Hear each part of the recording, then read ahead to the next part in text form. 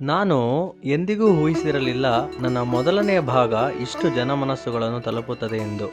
ಈ ವ್ಯಕ್ತಿಯ ಜೀವನ ಮತ್ತು ಕತೆ ನಿಮ್ಮೆಲ್ಲರ ಕಣ್ಣಲ್ಲಿ ಆದರದ ಪ್ರತಿಬಿಂಬವಾಯಿತೆಂದು ನನಗನ್ನಿಸಿದೆ.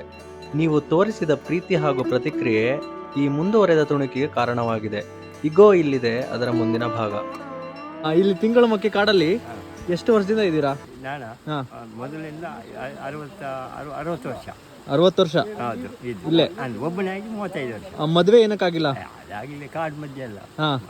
ಅದಾಗಿ ಯುವಕರಿಗೆ ಏನಾದ್ರು ಹೇಳೋದಾದ್ರೆ ಏನ್ ಹೇಳ್ತೀರಾ? ಇಲ್ಲ, ನಾನು ಹೇಳಲಿಕ್ಕೇನಿಲ್ಲ. ಹಾ.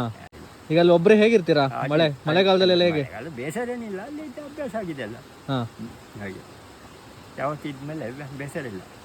ಹಾಗೆ ಆಮೇಲೆ ನೀವು ಆಯುರ್ವೇದಿಕ್ ಡಾಕ್ಟರ್ ಅಂತಲ್ಲ? ಅದೇ ಹೇಳಿದ್ದಾರೆ, ಸನ್ಮಾನ ಎಲ್ಲ ಮಾಡಿದ್ದಾರೆ. ಹಾ. ಕರೆದು ಹಾ. ಮೂಳೆ ಮುರಿತಾಗೆ ಔಷಧಿ ಕೊಡ್ತೇನೆ. ಇನ್ನೇನಕ್ಕೆ ಕೊಡ್ತೀರಾ? ಮೂಳೆ ಮುರಿತ ಆಮೇಲೆ? ಹೆಚ್ಚು ಮೂಳೆ ಮುರಿತಾರೆ. ಹಾ. ಮತ್ತೆ ಈ ಎಣ್ಣೆ ತಲೆಗೆ ಉದುರುದು ಹಾಗೆ ವಾಚರಾಣಿ ತೈಲ ಹಾ. ಇದೆಲ್ಲ ಕೊಡ್ತೇನೆ.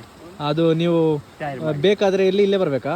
ಇಲ್ಲಿ ಬರ್ತೀವಿ, ಇಲ್ಲಿದ್ರೆ ಕರೆಕ್ಟ್ ಹೇಳಿದ್ರೆ ಎಲ್ಲಿ ಅದು ಕೊಡ್ಬೋದು ಅಷ್ಟೇ. ಓಕೆ. ಆಗೋದು ಕೊಡುವುದಾದ್ರೂ ಸರಿ ಇಲ್ಲ ಕೊಡಲಿಕ್ಕೆ. ಎಲ್ಲಿಯೂ ಕೆಳಗೆ ಬಸ್ ಸ್ಟ್ಯಾಂಡ್ ಸರಿ, ಅಲ್ಲಿ ಆಚೆ ಅಂಗಡಿ, ಮತ್ತೆ ಅಲ್ಲಿ ಕೊಡಲಿಕ್ಕೆ ಸರಿ ಇಲ್ಲ.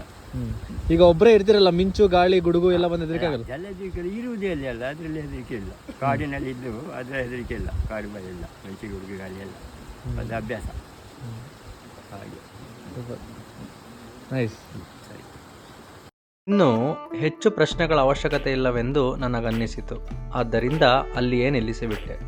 ನಾನು ಕೇಳಲ್ಪಟ್ಟ ಹಾಗೆ ತಂದೆ ತಾಯಿಯರ ಜೊತೆ ಈ ಕಾಡಿಗೆ ಬಂದವರು, ಅವರು ಈ ಲೋಕ ತೊರೆದ ನಂತರ ಅವರ ಜೊತೆ ಇದ್ದ ನಾಯಿ ಹಾಗೂ ಹಸುಗಳು ಇವರಿಗೆ ಇನ್ನೂ ಈ ಕಾಡನ್ನೇ ಮನೆಯೆನಿಸಿತು.